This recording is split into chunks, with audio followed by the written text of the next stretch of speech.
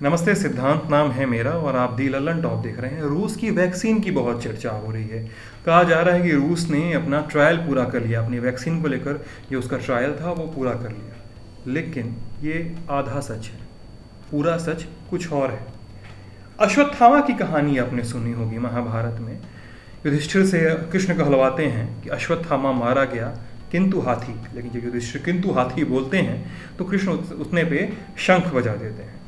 तो द्रोणाचार्य के पास आधा सच ही पहुंचता है। तो हमारे पास रूस की इस वैक्सीन का भी आधा ही सच पहुंचा है। पूरा सच ये है कि इसका केवल फेज़ 1 का ट्रायल पूरा हुआ है, बाकी के फेज़ों का ट्रायल अभी बचा हुआ है। और कहा जा रहा है कि रूस ने कूटनीतिक तरीके से इस बात को नहीं जाहिर किया कि फेज़ 1 का ट्रायल पूरा हुआ है, समूचा ह्यूमन ट्रायल नहीं पूरा हुआ है। 7 जुलाई जो कुछ दिन पहले की डेट है, उस दिन WHO ने भी रूस की वैक्सीन का हवाला दिया था। उसके बारे में बातचीत करते हुए बताया था कि ये भी ह्यूमन ट्रायल के पहले चरण में है, अब बाकी के चरण यहाँ शुरू होने हैं। इसके अलावा WHO ने 21 वैक्सीन्स की लिस्ट भी शेयर की जो किसी न किसी तरीके से थोड़ा सा प्रोग्रेस दिखा रही हैं। इसमें यूनिवर्सिटी ऑफ ऑक्सफोर्ड और एस्ट्राजेनेका की वैक्सीन सबसे आगे चल रही है, ये तीसरे चरण में है अपने ह्यूमन ट्रायल में।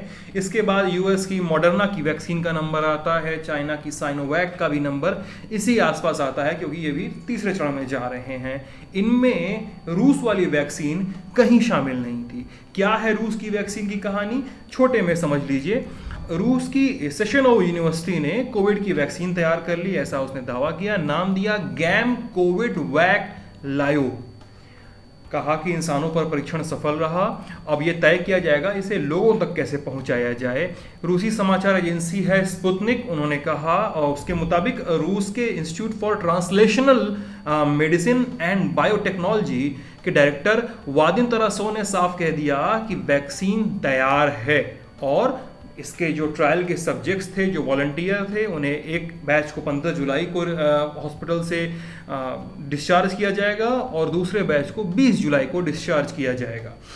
लेकिन यहाँ पे ये ज़रूरी सवाल उठ रहा है कि क्या वैक्सीन पहले फेज़ के ट्रायल के बाद ही नहीं लॉन्च की जा सकती है? क्यों नहीं किया सकता है, हम बताएंगे। वैक्सीन को लेकर जो ट्रायल की कहानी है वो 3 चरणों की अक्सर होती है, पहले फेज़, दूसरे फेज़ और तीसरे फेज़ की।